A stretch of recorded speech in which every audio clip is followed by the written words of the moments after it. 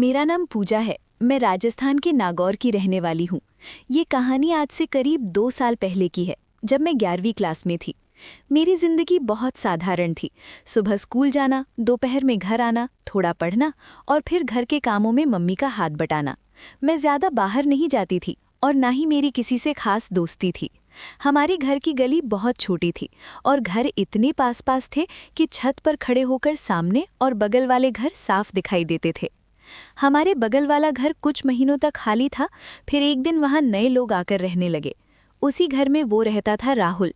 पहले मैंने उस पर ध्यान नहीं दिया, बस इतना पता था कि कोई नया लड़का आया है। वो सुबह कहीं काम पर चला जाता था और शाम को घर लौट आता था। शांत रहता था, किसी से ज्यादा बात नहीं करता था। एक दिन मैं शाम को छत पर कपड़े सुखाने गई थी। हवा तेज चल रही थी और मैं जल्दी जल्दी कपड़े फैला रही थी। तभी मेरी नज़र सामने गई और वो अपनी छत पर खड़ा था। हमारी नज़रें बस एक पल के लिए मिली और मैंने तुरंत नज़र हटा ली। समझ नहीं आया क्यों, लेकिन दिल थोड़ा तेज धड़कने लगा था। ऐसा पहले कभी नहीं हुआ था। मैं नीचे आ गई, लेकिन उस दिन पढ़ाई में मन नहीं लगा। बार बार वही पल याद आ रहा था, बिना कुछ बोले नज़र मिलना। अगले दिन मैं फिर छत पर गई। इस बार जैसे मेरे कदम खुद ही धीरे हो गए थे और जैसे ही मैंने ऊपर देखा, वो फिर वहीं था। इस बार हमारी नज़र थोड़ी देर तक मिली, लेकिन फिर भी हम दोनों ने कुछ नहीं किया, बस चुपचाप अपने अपने काम में लग गए। अब ये रोज होने लगा। मैं छत पर जाती और वो भी किसी न किसी बहाने से वहां आ जाता। कभी फोन हाथ में लेकर खड़ा रहता, कभी बस यूं ही। और मैं भी अब समझने लगी थी कि ये सब यूं ही नहीं हो रहा। धीरे धीरे मुझे उसकी आदत सी होने लगी। अगर किसी दिन वो नहीं दिखता तो अजीब लगता। मैं बार बार सामने देखती रहती कि शायद अभी आ जाए, लेकिन हमारे बीच अब तक एक भी शब्द नहीं हुआ था। बस नजरें मिलती थी और फिर दोनों अपने अपने काम में लग जाते थे। गर्मियों के दिन थे, इसलिए हम सब छत पर ही सोते थे। उस रात भी मैं अपने परिवार के साथ छत पर लेटी थी। सब धीरे धीरे सो गए, लेकिन मुझे नींद नहीं आ रही थी। मैं आसमान देख रही थी, लेकिन ध्यान बार बार उसकी छत की तरफ जा रहा था। मैंने हल्के से उधर देखा, वो भी जाग रहा था। पहली बार हम रात में एक दूसरे को देख रहे थे। चारों तरफ शांति थी, बस हल्की हवा चल रही थी। मैंने जल्दी से नज़र हटा ली, लेकिन दिल की धड़कन तेज हो गई थी। थोड़ी देर बाद मैंने फिर देखा। इस बार वो बैठा हुआ था और मेरी तरफ देख रहा था।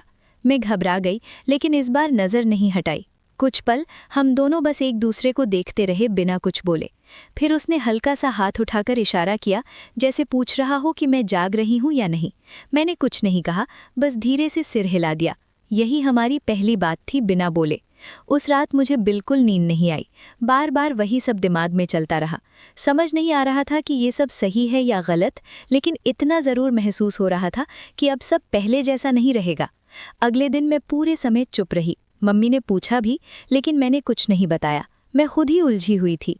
शाम को जब मैं छत पर गई तो दिल बहुत तेज धड़क रहा था, जैसे किसी का इंतज़ार हो, और वो था भी वहाँ। इस बार जब हमारी नज़र मिली तो उसने हल्की सी मुस्कान दी, बहुत छोटी सी लेकिन साफ थी, और मैंने भी पहली बार उसे देखकर हल्की सी मुस्कान दी। बस उसी पल मुझे लगा कि अब ये सिर्फ नज़रों तक नहीं रहेगा, कुछ शुरू हो चुका है। उस रात जब मैं सोने गई तो दिल में एक अजीब सी बेचैनी थी, जैसे कुछ होने वाला है। और सच में हमें ये नहीं पता था कि अगली रात हम पहली बार आमने सामने मिलने वाले हैं, और वहीं से हमारी कहानी सच में शुरू होने वाली। उस दिन के बाद सब कुछ धीरे धीरे बदलने लगा था, लेकिन बाहर से कुछ भी अलग नहीं दिखता था। मैं पहले की तरह ही स्कूल जाती थी, घर का काम करती थी, लेकिन अब हर चीज़ के बीच में एक ख्याल हमेशा रहता था, राहुल का। अब हम सिर्फ नज़रों तक सीमित नहीं थे, लेकिन फिर भी हमारे बीच कोई खुली बात नहीं हुई थी, बस इशारों में समझना शुरू हो गया था। अगले कुछ दिन ऐसे ही बीते। एक दिन शाम को जब मैं छत पर गई तो वो पहले से ही वहां खड़ा था। इस बार उसने इशारे से पूछा कि नीचे सब ठीक है या नहीं। मैंने हल्का सा सिर हिला दिया। फिर उसने हाथ से जैसे कुछ लिखने का इशारा किया। मुझे समझ नहीं आया पहले, लेकिन फिर उसने जेब से एक छोटा सा कागज़ निकाला और मुझे दिखाया। उस पर कुछ लिखा था, लेकिन दूरी ज़्यादा होने की वजह से मैं पढ़ नहीं पाई। उसने फिर इशारे से बताया कि वो कागज़ मेरे पास कैसे पहुँचेगा। मैं थोड़ी घबरा गई, क्योंकि अब ये सब थोड़ा आगे बढ़ रहा था। मैंने मना करने के लिए सिर हिलाया, लेकिन वो बस हल्का सा मुस्कुराया और अंदर चला गया। उस दिन के बाद मैं थोड़ा डर गई थी, क्योंकि अब बात सिर्फ देखने तक नहीं रह गई थी। अगले दिन जब मैं स्कूल से घर लौटी तो मेरी छोटी बहन ने कहा कि बाहर गली में कोई कागज़ गिरा हुआ है, शायद तुम्हारा है। मैंने जैसे ही वो कागज़ लिया और खोला, मेरा दिल जोर से धड़कने लगा। उसमें बस इतना लिखा था, तुम रोज़ छत पर आती हो इसलिए अच्छा लगता है। इतना ही? ना नाम ना कुछ और? मैंने जल्दी से वो कागज छुपा दिया और कमरे में आकर बैठ गई। समझ नहीं आ रहा था कि खुश हूं या डर जाऊं, क्योंकि अगर किसी ने देख लिया होता तो बहुत बड़ी समस्या हो सकती थी। उस दिन शाम को मैं छत पर नहीं गई, लेकिन दिल बार बार कह रहा था कि जाऊं और देखूं कि वो आया है या नहीं। आखिरकार मैं खुद को रोक नहीं पाई और धीरे से छत पर चली गई। वो वहीं था, जैसे मेरा इंतजार कर रहा हो। जैसे ही हमारी नज़र मिली, उसने कुछ नहीं पूछा, बस ऐसे ही खड़ा रहा। लेकिन उसकी आंखों में थोड़ा सा डर भी दिख रहा था। शायद उसे लगा होगा कि मैंने बुरा मान लिया। मैंने कुछ नहीं कहा, बस थोड़ी देर खड़ी रही और फिर नीचे आ गई। लेकिन उस दिन के बाद हमारे बीच एक अजीब सा रिश्ता बन गया था, बिना बोले समझ आने वाला। अब रोज ऐसा होने लगा। कभी वो छोटा सा कागज किसी बहाने से गली में डाल देता और मुझे मिल जाता। उसमें छोटी छोटी बातें होती, जैसे आज तुम उदास लग रही थी या आज तुम स्कूल देर से गई थी। मुझे हैरानी होती थी कि वो इतना ध्यान कैसे रखता है। धीरे धीरे मुझे उसकी आदत से ज्यादा उसकी ज़रूरत सी महसूस होने लगी थी। लेकिन साथ ही डर भी बढ़ रहा था, क्योंकि ये सब छुपा कर हो रहा था। एक दिन बहुत बड़ा ट्विस्ट आया। उस दिन मैं स्कूल से वापस आई तो घर का माहौल थोड़ा अलग था। मम्मी किसी से फोन पर बात कर रही थी और उनका चेहरा थोड़ा गंभीर था। मैं कुछ समझ नहीं पाई, लेकिन थोड़ी देर बाद उन्होंने मुझे बुलाया और कहा कि अब से तुम छत पर कम जाया करो, गली में लोग बातें करने लगे हैं। ये सुनकर मेरे पैरों तले जमीन खिसक गई। मुझे समझ आ गया था कि कुछ ना कुछ किसी ने देख लिया है या शक होने लगा है। उस रात मैं बिल्कुल शांत थी, लेकिन अंदर से बहुत डर गई थी। मैंने उस दिन छत पर जाना बंद कर दिया। अगले दिन भी नहीं गई और उसके अगले दिन भी नहीं, लेकिन दिल हर वक्त बेचैन रहता था। मैं खिड़की से झांककर उसकी छत की तरफ देखने की कोशिश करती, लेकिन वो दिखता नहीं था। तीसरे दिन शाम को मेरी सहेली रेखा मेरे घर आई और उसने आते ही मुझे अलग ले जाकर पूछा, सच सच बता, तू किसी से बात करती है क्या? ये सुनकर मैं पूरी तरह घबरा गई। मैंने मना किया, लेकिन उसके चेहरे से लग रहा था कि उसे कुछ पता है। उसने कहा, पूरे मोहल्ले में बात हो रही है कि तू और बगल वाला लड़का छत पर इशारे करते हो। मेरे हाथ पैर ठंडे पड़ गए। अब बात सिर्फ हमारे बीच नहीं रह गई थी, ये बाहर आ चुकी थी। उस रात में बहुत रोई, लेकिन किसी को कुछ बताया नहीं। मुझे समझ नहीं आ रहा था कि अब क्या करूं। एक तरफ डर था घर वालों का, दूसरी तरफ उसका ख्याल जो हर वक्त दिमाग में था। अगले दिन मैंने सोचा कि सब खत्म कर दूं। अब छत पर नहीं जाऊंगी और ना ही कोई जवाब दूंगी। लेकिन उसी दिन शाम को जब मैं आंगन में थी, तो अचानक मेरे पास एक छोटा सा पत्थर आकर गिरा। उसमें कागज बंधा हुआ था। मैंने जल्दी से उसे उठाया और अंदर आ गई। हाथ कांप रहे थे। जब मैंने कागज खोला तो उसमें लिखा था, अगर तुम नहीं आओगी तो मैं भी छत पर नहीं आऊंगा, लेकिन एक बार बात तो करो, मैंने कुछ गलत नहीं किया। ये पढ़कर मेरी आंखों में आंसू आ गए, क्योंकि पहली बार उसने इतने साफ तरीके से लिखा था और उसमें डर भी था। मैं पूरी तरह उलझ गई थी। समझ नहीं आ रहा था कि अब क्या सही है और क्या गलत। लेकिन एक बात साफ थी, ये सब अब आसान नहीं रहने वाला था। उसी रात मैंने फैसला किया कि मैं उससे बात करूंगी, लेकिन कैसे और कब, ये मुझे भी नहीं पता था। और यहीं से हमारी कहानी में असली मोड़ आने वाला था, क्योंकि अगली बार जो होने वाला था वो सिर्फ हम दोनों के बीच नहीं रहने वाला था, बल्कि हमारे घर वालों तक पहुंचने वाला था। और उसके बाद सब कुछ पहले जैसा नहीं रहने वाला था। उस रात के बाद मैं बिल्कुल बदल गई थी।